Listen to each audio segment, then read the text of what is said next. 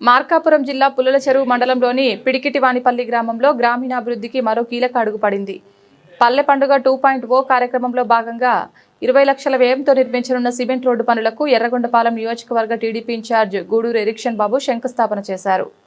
ఈ సందర్భంగా ఆయన మాట్లాడుతూ పల్లెల అభివృద్ధితోనే రాష్ట్ర అభివృద్ధి సాధ్యమవుతుందని స్పష్టం చేశారు.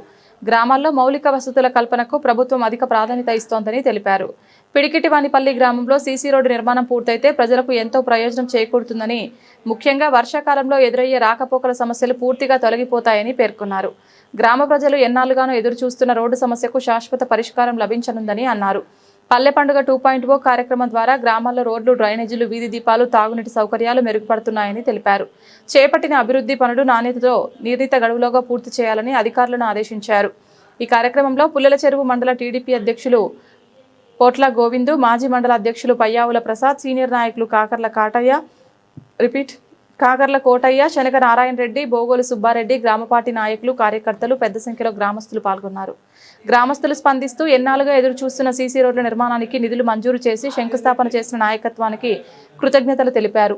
రోడ్డు నిర్మాణంతో గ్రామం మరింత అభివృద్ధి చెందుతుందని, ప్రజల జీవన ప్రమాణాలు మెరుగుపడతాయని ఆశాభావం వ్యక్తం చేశారు.